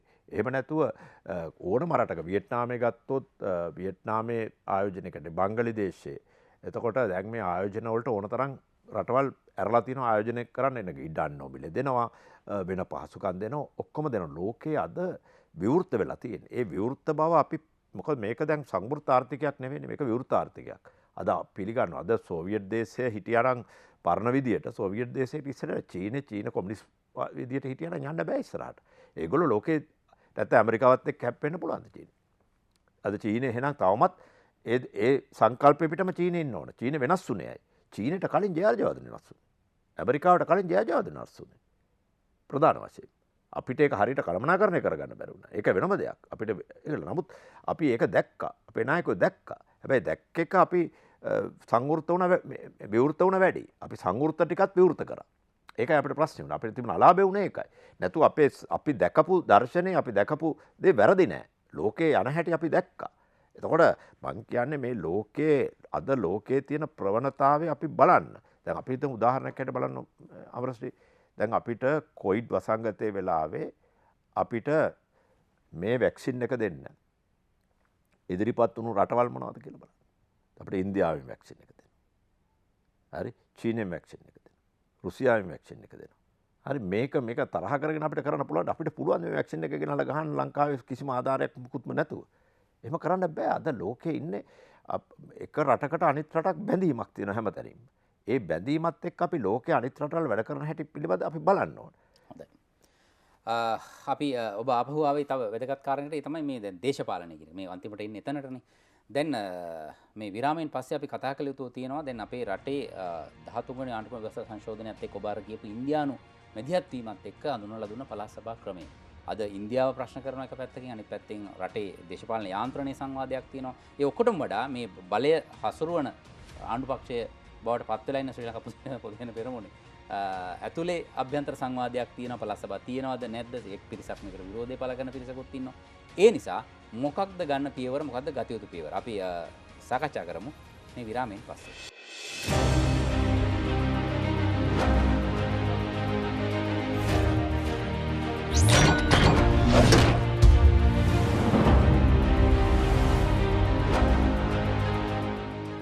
ලක්ෂ්මන් යාපා අබේවර්ධන මැතිතුමන් සමග අපි සාකච්ඡා කරමින් හිටියේ විශේෂයෙන්ම මේ ඉලක්ක වැඩසටහනේ මීට කලින් මේ ආයෝජන සම්බන්ධ කාරණා සහ ඒ වගේම අපේ ආණ්ඩුවේ යම් කාරණා පිළිබඳව මේ ජනතා විශ්වාසය පළදු වීම සහ විවේචන කියන කාරණා පිළිබඳව. ඒ අතරේ අවසානයේ අපේ සංවාදයේ නතර වෙච්ච තැනක් තියෙනවා. ඒ තමයි දේශපාලනයේ මැදිහත් වීම. දේශපාලකයන්ගේ මැදිහත් වීම. දැන් මේ වෙලාවේ අපේ රටේ දේශපාලන ක්‍රියාවලිය ගත්තොත් එimhe මතුමනේ එක පැත්තකින් පාර්ලිමේන්තුව දැන් ක්‍රියාත්මකයි. හරි. පොඩි අර්බුදයක් තිබුණා මේ කොවිඩ් තත්ත්වෙත් එක්ක සහ ව්‍යවස්ථාමය කාරණා ගොඩක් එක්ක පාර්ලිමේන්තුව පවත්වා ගැනීම ඡන්දය පවත්වා ගැනීම ප්‍රශ්නේ තිබිලා කොහොම හරි එක කරගත්තා දැන්. හරි. ඒතකොට ජනාධිපතිතුමාට අවශ්‍ය බලතල ප්‍රමාණය දැන් දුන්නා. ඒකත් හරි. ජනාධිපතිතුමාත් ඉන්නවා. හැබැයි දැන් ඉන්දියාව පහුගිය කාලය තුලම විටින් විට ප්‍රශ්න කරන කාරණයක් තමයි මේ පළාත් සභා ව්‍යුහය. මේ අතරමැද තියෙන ව්‍යුහය. මේ ව්‍යුහය අක්‍රිය වීම. හැබැයි එක පැත්තකින් එහි නිලධාරී තන්ත්‍රය ඇතුළු පරිපාලන ව්‍යුහය ක්‍රියාත්මක වෙනවා. ක්‍රියාත්මක නොවෙන්නේ ජනතාව හරහා කරන මැදිහත් වීම. දැන් ජනතාවගේ විවේචනයක් යම් පිරිසකදී තියෙනවා පළාත් සභා බබාලා වැඩක් නැහැ, පළාත් සභා වැඩක් නැහැ කියන මතේම ඇවිල්ලා පළාත් සභාවල මේ දේශපාලන කාර්යභාරය සහ පළාත් සභාව වැඩක් නැහැ කියලා, වියදම වැඩි කියලා. නමුත් අපි සත්‍ය තත්ත්වය තමයි පළාත් සභා ක්‍රියාත්මක වෙනවා. පළාත් සභාවල පරිපාලන ක්‍රියාත්මක වෙනවා. ජනතාවගේ මතේ නියෝජනය කරන පිරිස නැහැ. දැන් පාර්ලිමේන්තුවේ මේක හිර වෙලා තියෙනවානේ. අපි දැන් ඒකේ තාක්ෂණික කාරණා පැත්තකින් තියමුකෝ. ප්‍රතිපත්තිමය වශයෙන් ඔබ බැසිල් රාජපක්ෂ මහතා ඔබ පෞගේ කාලෙත් කිව්වා බැසිල් මහත්තයත් එක්ක තමයි මම ඉන්නේ කියලා. ඒතර බැසිල් රාජපක්ෂ මහත්මයා ඇතුළු කණ්ඩායමනේ මෙතන දැන් ප්‍රබලම වෙන්නේ මේ අතරමැද මේ කාරණේ සම්බන්ධයෙන්. මොකක්ද ඔබලාගේ මතය? මොකක්ද කරන්න හදන්නේ? දැනට අමරශ්‍රී මේක අපි 13 වෙනි ආණ්ඩුක්‍රම ව්‍යවස්ථාවත් එක්ක බලය බෙදීමකට එකඟ වෙලා තියෙනවානේ. එතකොට සුළු බලය හෝ බලය බෙදීමක් සිද්ධ වුණේ 13 වෙනි ආණ්ඩුක්‍රම ව්‍යවස්ථාවත් එක්ක. එතනින් පස්සේ තමයි අපි යම් විසඳුමක් දුන්නා කියලා අපි ඒ වෙලාවේ ඉන්දියාවත් එක්ක මේ ගනුදෙනුව බේරගත්තේ. එතකොට මේක අපිට දැන් අවලංගු කරන්න බෑ තවත් බලය බෙදීමක් මීට පල්ලෙහා බලය බෙදීමකට යන්නේ නැතුව. බලය බෙදීමක් කියන්නේ අඩුම වශයෙන් එහෙම නැත්නම් අපි වෙනත් ව්‍යුහයක් අපි තුන් ප්‍රාදේශ සභා ව්‍යුහය තුල හෝ වෙන ව්‍යුහයක් අලුතෙන් හදලා සංවර්ධන සභා ව්‍යුහය තුලක් හෝ මේ බලය බෙදීමක් සිද්ධ විය යුතුමයි. ඒක අද ලෝකෙම පිළිගන්න දෙයක්. අපිට අද ඒකෙන් පිට යන්න බෑ. ඒක අපි පිළිගන්න එපා. එතකොට මේ රටේ ඉපදිච්ච හැම කෙනෙකුටම සිංහල වෙන්න පුළුවන්, දමිළ වෙන්න පුළුවන්, මුස්ලිම් වෙන්න පුළුවන්, වෙනත් ජාතියක් වෙන්න පුළුවන්, වර්ගයක් වෙන්න පුළුවන්, ආගමක් වෙන්න පුළුවන්. ඒ හැමෝටම ජීවත් වීමේ අයිතියක් මේ රටේ තියෙනවා. ඒක අපි පළමුවෙන්ම රජයක් හැටියට පිළිගත්තා. මේ රට නිදහස ලබා ගත්තේ සිංහල අපි විතරක් නෙවෙයි. ඒකෙම හිතනවා නම් වැරදි. මේක දමිළ නායකයන්ගේ උදව් ලැබුණා, මුස්ලිම් නායකයන්ගේ උදව් ලැබුණා. අපිට අනිත් හැම ජාතියකම නායකයෝ හිටියා. ඉතින් හිටියා අපිට බර්ගර් හිටියා මේ හැම එකෙම හිටියානේ අපිට. ඒතකොට ඒ සියලු දෙනාගේම කැපවීමෙන් තමයි අපි මේ අපිට නිදහස ලබා ගත්තේ. ඒතකොට එයින් පස්සේ අපි මේ දේශපාලනඥයෝ තමයි මේක ගොඩක් බෙදුවේ. අවසාන වෙනකොට පක්ෂ වශයෙන් ආගම් වශයෙන් සහ ಜಾති වශයෙන් බෙදුණානේ. ඒ දේශපාලනඥයන් තමන්ගේ වාසියට ඇති කරගත්ත දෙයක්. ඒ කොහොමුණත් අවසානයේ වාර්ගික ගැටුමක් අපිට ඇති වුණා. ඒ වාර්ගික ගැටුමකට දීපු විසඳුමක් තමයි මේ දුන්නේ පළාත් සභාව. එතකොට මේ පළාත් සභාව අපිට නොතිය බෑ. ඒ නිසා මේ මැතිවරණේ තියන්න. එතකොට පළාත් සභාව කොහොමද සක්‍රියව දෙන්නේ කියන එකේ ප්‍රශ්නයක් පහුගිය කාලේ ඇති වෙලා පාර්ලිමේන්තුව තුල මේක හිර වුණා. දැන් මේක හිර වුණාම මේක දැන් විසඳන්න තියෙන ක්‍රම දෙකකට. එකක් පැරණි ක්‍රමයට යන්න ඕන. එහෙම නැත්නම් කොට්ටාස ක්‍රමයට අලුත් ක්‍රමයකට යෝජනා කරලා කොට්ටාස ක්‍රමයේ වගේ කොට්ටාස ක්‍රමයකට 3න් 2 බලයකින් යන්න ඕන. මොකද හේතුව පහුගිය කාලේ නීතිපතිතුමා විසින් එවලා තියෙනවා 3න් 2ක් අවශ්‍යයි මේක සම්මත කරන්න කියලා. එතකොට දැන් 3න් 2 නැතුව දැන් ඒ නීතිපතිවරයා තමයි අග්‍රවිනිශ්චයකාරයා. එතකොට ඒ නීතිපතිවරයාට මේක දීපු එකක් දැන් වෙනස් කරන්න ආපහු කෙනෙක් උසාවි ගියොත් බරපතල ප්‍රශ්නයක් අපිට පේනවනේ මෙතන. ඒ නිසා මේක ඒ ක්‍රම දෙකෙන් එකකට යන්න ඕන. දැන් මැතිවරණයක් තිබිය යුතුමයි. ඉතින් මේකට දැන් බැසිල් රාජපක්ෂ මැතිතුමා පක්ෂයක් හැටියට ඔහුගේ යෝජනා තියෙනවා. ඔහු ඒක දීලා තියෙන දෙයට. එතකොට එක්ක කොට්ටාස ක්‍රමයට යන්න ඕන. එහෙම නැත්නම් පැරණි ක්‍රමයට. ඒක අනිත් පක්ෂත් එක්ක අනුමත කරන අපේ යෝජනාව ශ්‍රී ලංකා පොදු ජන පෙරමුණේ යෝජනාවක් තියෙනවා. පක්ෂ වලට යෝජනාවක් තියෙනවා. පාර්ලිමේන්තුවේ බලය තියෙනවා. පාර්ලිමේන්තුව මේක තීන්දුව කරන්න ඕන. මොන විදියටද මේක යන්නේ කියලා. දැන් පහුගිය දවසක මේ නිකන් හාහුවක් ආව නැත්නම් මේ සංවාදයක් මේ ප්‍රවෘත්තියක් විදියට නෙමෙයි අපි කියන්නේ තොරතුරක් විදියට සංවාදයට ලක් වුණාද මේ සාකච්ඡා වුණා කියන කාරණේ මේ කොට්ටාස ක්‍රමයේ ඇතුළෙත් යම් විදිහක මනාප අවස්ථාවක් ලබා දෙන ක්‍රමයක් පිළිබඳව සාකච්ඡා වුණා. මොකද්ද දැන් තියෙන තත්ත්වය? honestly ඒක වැදගත්. මොකද හේතුව දැන් පොහොට්ටුව ජනප්‍රියම අවස්ථාවේ පොහොට්ටුව දාන ඕනම කෙනෙකුට ඡන්දය දෙනවා. එක්සත් ජාතික පක්ෂයේ ජනප්‍රියම අවස්ථාවේ ඕනම කෙනෙකුට ඡන්දය දෙනවා. හැබැයි ජනතාව ඒකෙන් ජනතාවට සුසුම මහජන නියෝජිතයා පත් නොවෙන්න පුළුවන්. මේ මනාප ක්‍රමය හැදුවේ සුදුසු කෙනා තෝරාපත් කර ගැනීම සඳහා වූ ක්‍රමය. ඒක ඉතින් අද විකෘති වෙලා තියෙනවා මුදල් වලට වෙන දේවල් වලට බලයට යන ක්‍රමයක්. ඒක ඉතින් සමාජය තුල තියෙන එකට අපිට කනගාටු වෙන තමයි සිද්ධ වෙන්නේ. නමුත් මෙතන දැන් මේ ක්‍රමයේ තුල කොට්ටාසයට දෙන්නෙක් නැත්තම් 3 දෙනෙක් පත් කරොත් අපි හිතමු පළාත් සභාවට 3 දෙනෙක් ප්‍රාදේශ සභාවට දෙන්නෙක් එහෙම කියලා පත් කරොත් මහජනතාවට එක අවස්ථාවක් තියෙනවා පක්ෂයට ඡන්දෙ දීලා Taman කැමති පුජ්‍යලයා තෝරගන්න. එතකොට ඒකේ තවත් ප්‍රජාතන්ත්‍රවාදී වෙනවා. ඉතින් ඒ ක්‍රමේ වරදක් නැහැ. ඒ ක්‍රමය හොඳ ක්‍රමයක් හැටියට මම දකිනවා.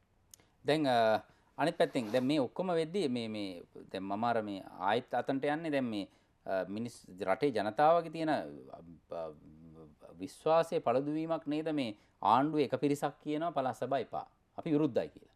තව පිරිසක් කියනවා තියන්න ඕන කියලා. දැන් මෙතන අපි දන්නවා දැන් දිනේෂ් ගුණවර්ධන මහත්මයා ඇතුළු කණ්ඩායම දිගටම මේ කොට්ටාස ක්‍රමය හඳුන්වා දීම ඇතුළු මේ පරිවර්තන වෙනුවෙන් පෙනී හිටියා දිගටම. අසීරු කාර්යයක් කළා අර පළාත් පාලන ආයතන සම්බන්ධයෙන් ගත්තු සංශෝධනවලදී. දැන් ඕන් එක මතයක ඉන්නවා. එතකොට ඕන් ඉන්නවා මේ කොට්ටාස ක්‍රමය හරහා සහ මේ අදාළ කාරණා වෙච්ච සංශෝධනත් එක්ක යා යුතුයි කියන තැන කලින් ඉඳලම හිටියා. ඒ කාරණා වෙනුවෙන් පෙනී හිටියා. එතකොට පළාත් සභාව තැබිය යුතුයි කියලා ඔබලා ඇතුළු කණ්ඩායම වැඩි පිරිසක් ඉන්නවා. මම දන්න විදිහට පොදු ජන පෙරමුණේ අති බහුතරයක් ඉන්න පළාත් සභා ඡන්දේ තියන්න ඕන කියලා. මොකද ඔබගේ ගාමක බලවේගය පළාත් පාලන නියෝජිතයෝ සහ පළාත් සභා නියෝජිතයෝ මේ පිරිස තමයි මේ දිගටම මේ බලවේගයක් විදිහට මේක ගොඩ නැගුවේ. දැන් ඒ අතරේම යම් පිරිසක් කියනවා පළාත් සභායි පහ කියලා. මේ අභ්‍යන්තර විය යුතු සංවාදයක් සමාජයේ එළියේ කිරීම ප්‍රශ්නයක්. පළවෙනි දේ පළාත් සභාව එපා නම් ඕන මොකද්ද කියන එක යෝජනා කරන්න ඕන. ඕන කෙනෙකුට ඕන දෙයක් එපා කියන්න පුළුවන්. හැබැයි මොකද්ද ඊළඟට විසඳුම? මේක රටක් එක්ක ප්‍රශ්නයක් මතුවෙච්ච වෙලාවක තිබුණු විසඳුමක්. අපිට වාර්ගික අර්බුදයක් තිබිච්ච වෙලාවේ දීපු විසඳුමක්. එතකොට ඒකට වෙන විසඳුමක් හොයන්න එපා අපි. මේක එපයි කියලා කියන්න පුළුවන්. එපයි කියලා කියපු කට්ටියත් මේ පළාත් සභාවට ආවනේ. එපයි කියලා මිනිමරපු කට්ටියත් මේ පළාත් සභාවට ආවනේ. එතකොට එයාවේ පස්සේ ඒක ඕනේ කියලානේ. තමන්ගේ දේශපාලන බලයට අවශ්‍යයි කියලා. එතකොට මම කියන්නේ ඒක එහෙමනම් යෝජනා කරන්න ඕන අපි අලුත් එකක් ගේමු පළාත් සභාව නැතුව මෙන්න මේක තමයි අපි ගේන ක්‍රමය කියලා. එහෙම ගේන්න නැතුව මේක විවේචනය කරන අය නිකන් කතිකයෝ මං හිතන්නේ. ඔවුන් මේ ප්‍රායෝගිකව මේක ක්‍රියාත්මක කරන්න උත්සාහ කරන අය නෙවෙයි. ඔවුන්ගේ දේශපාලන යමක් කියන්නේ. ඒක අපි එච්චර ගණන් ගන්න නැහැ. පාර්ලිමේන්තුව තුල ඕක විසඳිලා යයි. හැබැයි අපේ අදහස තියෙන්නේ විශේෂයෙන්ම මැතිවරණ තිබිය යුතුයි. පළවෙනි දේ. ඒ මැතිවරණයේ කුමක්වත් ජනතාවට දැන් ආණ්ඩුවට 3-2 බලයක් දුන්නා. අපි බලමු ඊළඟට ආණ්ඩුවට ඒ බලය දෙනවද නැත්නම් මිනිස්සු. මේක මහ ජනතාව. ආණ්ඩුව. ඒතකොට ආණ්ඩුවත් තීන්දුව කරගන්නවා. අපි පොඩි වැරදි ගමනක යන අපි මේක හදා ගන්නවා. ඒක තමයි කාරණේ. එතකොට මැතිවරණයක් තිබිය යුතුයි. මැතිවරණ තියනකොට මේ ආණ්ඩුව විරුද්ධ නැහැ. එතකොට මේ ආණ්ඩුවට අවශ්‍ය මැතිවරණ තියන්න. ජනාධිපතිතුමාට අවශ්‍ය මැතිවරණ තියන්න. අගමැතිතුමාට අවශ්‍ය මැතිවරණ තියන්න. පක්ෂයේ ජාතික සංවිධානයට අවශ්‍ය බැසිල් රාජපක්ෂ මහතාට අවශ්‍ය මැතිවරණ තියන්න. එතකොට මැතිවරණ අපි තියමු. මොන ක්‍රමයකින්. හැබැයි කැමති වෙන්න පාර්ලිමේන්තුවේ. දැන් මේකෙදි බැසිල් රාජපක්ෂ මහත්තයා, ගෝඨාභය මහත්තයායි මහින්ද මහත්තයා මත තුනක නෙවෙයි ඉන්නේ. නෑ. එක මතයකින්. මේක ත්‍රිවීලර් එකක් නේ. මේ රෝද තුන කවුරු මොනවාක්වත් එකට යන්න. ඒතර මේක ත්‍රිවීලර් එක රෝදයක් ගලවලා යන්න බෑ. මේක එක ක්‍රමයක්. මේක මේ ඉන්න සමහර අය හිතන්න පුළුවන් මේ තව කෙනෙකුට එහෙම කිව්වම මේ පවුල බෙදන්න පුළුවන් කියලා. ඒක කරන්න බෑ කාටවත්. හරි. දැන් මේ පළාත් සභා ඡන්දය අපි හිතමු දැන් මේ කොච්චර කාලෙකින් විතර තියන්න සූදානම්. දැන් පාර්ලිමේන්තුවට ගේන්න ඉපෑ. මොන යෝජනා වුණත් ගේන්න ඕන පාර්ලිමේන්තුවට. එතකොට දැන් ඔබ කියන විදිහට ওই මනාප ක්‍රමයක් ඇතුළත් වෙච්ච ක්‍රමවේදයක් එනවා නම් ඒක පාර්ලිමේන්තුවේ ඇවිල්ලා ඒ සංවාදයට ලක් කරලා යන්නට යම් කාලයක් ගත වෙනවා. පැරණි ක්‍රමය යථාවත් කරනවා නම් ඒක ඊට වඩා ඉක්මනින් කරන්න පුළුවන්කමක් තියෙනවා කියලා මතයක් තියෙනවා. එතකොට මොකක්ද අවසාන තීන්දුව?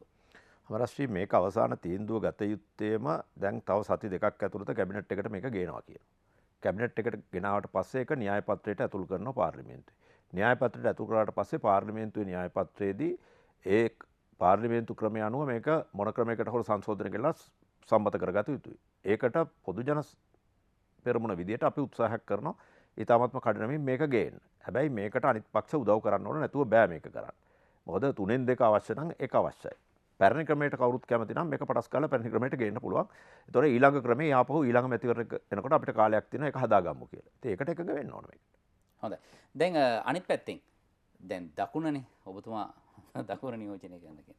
එතකොට දැන් අත්දැකීම් තියෙනවා ඔක්කොම තියෙනවා. දැන් පාර්ලිමේන්තුවේ කැබිනට් ඇමතිකම් ඔක්කොම දරලා සහ ඇතරම හොඳ ජාත්‍යන්තර සංවර්ධන කටයුතු ගණනාවකට දායක වෙච්ච කෙනෙක් විදිහටත් අසීරුම අවස්ථාවේ ආණ්ඩුවේ ඒ ඇමති දුර දරපු කෙනෙක් විදිහටත් දැන් ඔබ පළාත් ඇතුලේ පළාත් සභාවේ මොකක් හරි ලොකු තනතුරකට සූදානමක් අදහසක් තියෙනවද? මෙහෙමයි අමරශ්‍රී මමට තීන්දුව ගන්න බෑනේ. මට පක්ෂ කියනවා නම් මෙන්න මේ අභියෝගේ බාර ගන්න කියලා ඒ අභියෝගේ මම බාර ගන්නවා. ඒ කියන්නේ මහා ඇමති ධූරය වෙනුවෙන් තරම් කරන්න කියලා ඔබට ආරාධනා කළොත් ඔබ පක්ෂය මට වලකලා කිව්වොත් නෑ ඔයා යන්න ඕන මෙතෙන්ට කියලා මම යනවා. ඒක මට ප්‍රශ්නයක් නෑ.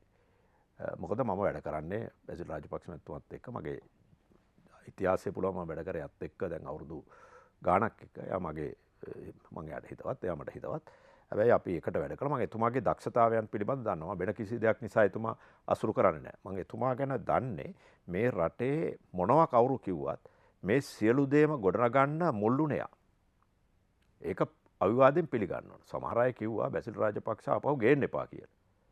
2005 පෙරදුනා. හැබැයි ආපහු බැසිල් රාජපක්ෂ ආවා. ඇවිල්ලා එතුමාට විරුද්ධව නඩු දැම්මම කාගවත් පස්සෙන් ගියේ නැහැ. එතුමාම නඩු විසඳගත්තේ. මේ කාටවත් ගිහිල්ලා ඇවිල්ලා කිව්වේ නැහැ. කවුරුන් නායකයෙක් හම්බෙන්න ගියේ නැහැ. මොකුත් නැහැ. නඩුව කියන්නෙත් එයා නීතිඥයෝ අල්ලන්නෙත් එයා නීතිඥයන්ට කරුණු පැහැදිලි කරන්නෙත් එයා. එයාගේ සැලැස්මක් තියෙන හැම එකම. එතකොට එයාගේ තියෙන බුද්ධිය සහ දර්ශනයත් එක්ක මම දැක්කා එයාට වැඩ පිළිවෙලක් තියෙනවා. එයා යමක් බාරගත්තොත් ඒක කරනවා. එතකොට මේ පක්ෂයක් හදලා පක්ෂය සංවිධානය කරලා මේකේ ජනප්‍රිය මහින්ද රාජපක්ෂ මහතාගේ ජනප්‍රියත්වයත් ගෝඨාභය මහත්තයාගේ තිබිච්ච විශ්වාසයත් මහ ජනතාව අතර අර සාරාන්ගේ සිද්ධියෙන් පස්සේ නායකත්වයක් අවශ්‍ය තිබුණා රට ආරක්ෂාවක්. පළවෙනි දේ ගෝඨාභය රාජපක්ෂ මහතා බලයට ගේන හේතුව එතුමාට ඡන්ද ලැබුණේ ආරක්ෂාව කියන ප්‍රශ්නේ උඩනේ. ආරක්ෂාව පළවෙනි දේ වුණා ඒ වෙලාවේ. ඊට පස්සේ මෙතන තිබුණා මෙයාගේ සංවිධාන ශක්තිය. මහින්ද මහතාගේ ජනප්‍රියත්වය. මේ තුන එකට එක්කහුවලා නෙමෙයි බලයට ආවේ. හැබැයි ඒ වටා පිටා මේ පිටෙන්න සූදානම් කරේ බැසිල් රාජපක්ෂ. දැන් හුඟක් අය සෙල්ලම් කරනවා මේ පිටේ. දැන් මේ සෙල්ලම් කරන පිටේ මම අහන්නේ දැන් මේ සාමාන්‍යයෙන් කවදාවත් නොවිරු විදිහට ජනාධිපතිවරයා පත් වෙලා අවුරුදු දෙකක් යනකොටත් ඊළඟ ජනාධිපතිවරණය ගැන සාකච්ඡා වෙන්න පටන් ගන්න තියෙනවා. ඊළඟ ජනාධිපතිවරයා වෙන්නේ කවුද කියන කාරණේ. දැන් හුඟ දෙනෙක් අහනවා මේ බැසිල් රාජපක්ෂ මහත්තයාද ඊළඟ ජනාධිපති අපේක්ෂකයා ශ්‍රී ලංකා පොදු ජන පෙරමුණයි කියලා. නේද හුඟක් අයට එතුමා අපේක්ෂකයා වුණොත් බියකුත් ඇති. මොකද එතුමා රවට්ටන්නත් බෑ. එතුමාට ලෙසියෙන් එතුමා මෝඩ කරන්නත් බෑ. එතුමාට තියෙනවා ඔය හැම දෙයක්ම හැම කෙනෙක් ගැනම තේරුම. ජාතිවාදියෙකුත් නෙවෙයි. ආගම්වාදියෙකුත් නෙවෙයි. වැඩ විතරයි ඔහුට අවශ්‍ය වෙලා තියෙන්නේ. ඒතර ඔහුට තියෙන දර්ශනයක්. ඒතර ඒ නිසා සමහර අය හිතන්න පුළුවන් නටවන්න බෑ. ඒක මම හොඳටම දන්නවා. හැබැයි එතුමාද නායකයා වෙන කෙනෙක්ද නායකයා කියලා තීන්දුව කරන්න ශ්‍රී ලංකා පොදු ජන පෙරමුණ තීන්දුව කරන්න ඕනේ. එතකොට මේ වර්තමාන ජනාධිපතිතුමා ඊළඟ වතාවට තරඟ කරනවද නැද්ද කියලා එතුමා තීන්දුව කරන්න ඕනේ. දැනට එවැනි තීන්දුවක් සාකච්ඡාවක් කිසිම තීන්දුවක් නැහැ තාම. එහෙම පක්ෂ තීන්දුව කළත් නැහැ. එතුමා තීන්දුව කළත් නැහැ. දැන් එතුමාත් කියනෝනේ දැන් ඊයේ කියලා තුනේ ජනාධිපති රටේ ජනතාව තමයි ඒක තීන්දුව කරන්න කියලා.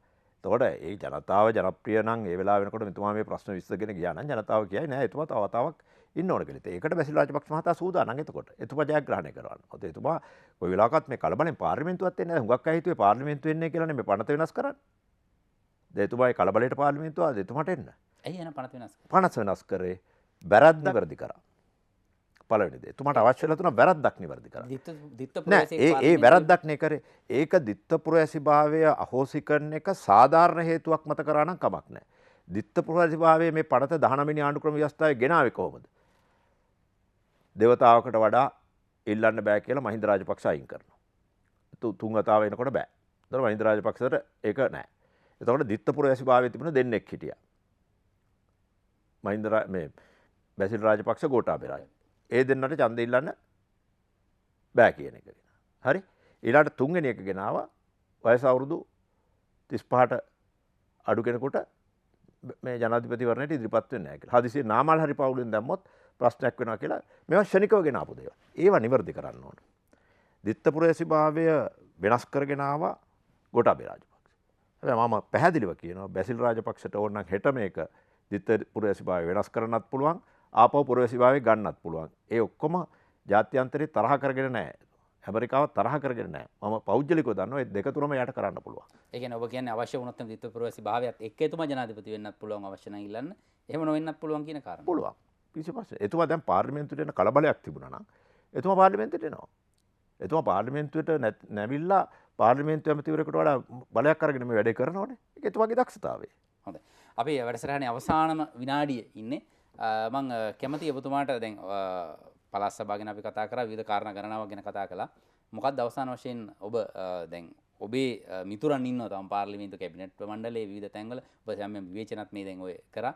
මොකද්ද කියන්න තියෙන්නේ ආණ්ඩුවට? මම පැහැදිලිව කියන්නේ විශාල බලාපොරොත්තුවක් තියාගෙන හදපු ආණ්ඩුවක්. මේක සිල්ලර වැඩ වලට උදව් කරන්න එපා. මේක අපි දීර්ඝ වැඩපිළිවෙලකට දර්ශනයක් තියෙන වැඩපිළිවෙලක් අපි ක්‍රියාත්මක කළ යුතුයි. ඒ නිසා ආණ්ඩුවට එන අභියෝග වලට මහජන නියෝජිතයෝ මුහුණ දෙන්න. ආණ්ඩුව වැරද්දක් කරනවා මහජන නියෝජිතයෝ කතා කළ යුතු තැන් තියෙනවා. ඒවා තමන්ගේ පක්ෂ කණ්ඩායම් තුල කතා කරන්න. ආණ්ඩු පක්ෂ කණ්ඩායම් තුල කතා කරන්න. ඍජු ඒවාදී කතා කරන්න. ආණ්ඩුවක් කරන හැටි ඉගෙන ගන්න කොහොම හරි ජේ.ආර්. ජයවර්ධන මහතා ආණ්ඩු පක්ෂ රැස්වීමේදී ප්‍රධාන වශයෙන් ඔහු ක්‍රියා කරපු ආකාරය ආණ්ඩු කියන්නේ විනය තියාගත්ත ආකාරය ඒක හරි වෙන්න පුළුවන් නේද? හැබැයි පක්ෂයක විනයක් තියෙන්න ඕන. ආණ්ඩුවක විනයක් තියෙනවා. ආණ්ඩුවක විනයක් නැතුව බෑ. අපි පක්ෂ රාශියක් එක්ක අහුවෙලා වැඩ කරන්න පුළුවන්. ඔබට මතක ඇති සිරිල් මැතිව් කියන්නේ ජේ.ආර්. ජයවර්ධන මහත්තයාගේ දකුණු අත සංස්ථා 35ක් තිබුණා. කර්මාන්ත අමාත්‍යාංශයට තමයි සියලුම දේ තිබුණේ. ඔය මීරන් සංස්ථාවද, පිඟන් සංස්ථාවද, සිමෙන්සි සංස්ථාවද ඕ සියලුම සංස්ථා තිබුණේ ඒ යටතේ. හැබැයි තොණ්ඩමන් මහතාත් එක්ක ගැටුමක් ඇති වෙච්ච වෙලාවේ ජයජාන්තර මහත්තයා අවවාදයක් කරා. ඒ අවවාදය තමයි සිරිල් මට ආණ්ඩුව ගෙනියන්න ඕන. ඔයා මේක ගෙනියන්න එපා ඉස්සරහට. ඔහු ආපහු ඊළඟ සතිය පාර්ලිමේන්තුවට ගිහිල්ලා මදුරුවා ප්‍රශ්නේ ගත්තා ප්‍රශ්න පත්‍රේ. ද්‍රවිඩයට වැඩියෙන් ලකුණු දීලා කියලා. ආපහු ගෙනල්ලා කිව්වා මේක නවත්තන්න. නැවැත්තුවේ නෑ. ආපහු කරා. පැය 24න් එළෙව්වා. ඉතාමත්ම ළඟින් මුළු පරාද වෙච්ච වෙලාවේ සම්පූර්ණ අතුරුමැති වලට තරඟ කරේ සිරිල් මැතිව්. බණ්ඩාර වෙලද ඔය හැම අතුරුමැති වලට තරඟ කරා. හැබැයි ඒක තමයි විනය කියන එක. ඒතර නායකයෙක්ගේ විනය. එතකොට අයින් කරපු අය අයින් කළාද? මහින්ද රාජපක්ෂ මහතා, මහින්ද සමරන මහතා, ශ්‍රීපති සූර්යාරච්චි මේගොල්ලෝ එක පැයෙන් අයින් වුණා. ඒ වෙලාවේ මිනිස්සු විවේචන තිබුණා. ඒ නිසා ආණ්ඩුවක් ගෙනියන්න නම් ඒ තීන්දුව වෙන්න. ආණ්ඩුවේ ඉන්න අයට මම කියන්නේ ප්‍රධාන වශයෙන් මේ ආණ්ඩුවේ විනය ආරක්ෂා කරගන්න. ආණ්ඩුව අමාරුවෙන් හැදුවේ මිනිසුන්ගේ ලොකු බලාපොරොත්තු රාශියක් තියෙනවා. නිර්දාශීලී විපක්ෂයක් ඉන්නේ. දර්ශනයකුත් නැහැ, වැඩපිළිවෙලකුත් නැහැ. විපක්ෂය බෙදලා තියෙන්නේ. විපක්ෂය බෙදෙනකන් අපිට හොඳයි කියලා ඉන්න එපා. විපක්ෂයක් නැගිටින්න පුළුවන් ඕන වෙලාවක. ඒක බොහොම සුළු කාලයකදී නැගිටින්න පුළුවන්. ඒ නිසා අපි දැක්ක 2015 දී ඒ වෙච්ච වෙනස. සමාජ මතය වෙනස් කරන එකයි සමහර දෙයක්. හැබැයි මේ සමාජ මතය වෙනත් පැත්තකට යොමු කරන්න උත්සාහ කරන්න එපා. ඒක ආරක්ෂා කරගන්න අපි මිනිස්සුන්ට සේවය කළා. හොඳයි. ඒ නිසා මේක මම එයාගේ සියලු දෙනාගෙන් ඉල්ලා සිටින්නේ ජනතාවට සේවය කරන්න අපි කැප වෙමු. හොඳයි. බලය නෙවෙයි. එහෙමනම් බොහොම ස්තුතිවන්ත වෙනවා මේ සංවාදයේ එක්වීම පිළිබඳව ඉලක්කය. ඔබේ අනාගත ඉලක්කත් සාර්ථක වේවා. අපේ රටේ අනාගත ඉලක්ක සාර්ථක කරගන්න දායකත්වය ලබා දෙන්න ඔබ කියපු විදිහට ඔබේ මිතුරු සගයින්ටත් අපි ආරාධනා කරනවා ජනතා අපේක්ෂාවන් මුදුන්පත් කරන්න වැඩ කරන්න. එහෙමනම් ආයිබෝවන් මේ වැඩසටහනට එක් වුණාට බොහොම ස්තුතියි. හිතවතුනි තවත් ඉලක්ක වැඩසටහනකින් හමු වෙමු. එතෙක් ඔබට ආයිබෝවන් සුබ රාත්‍රියක්.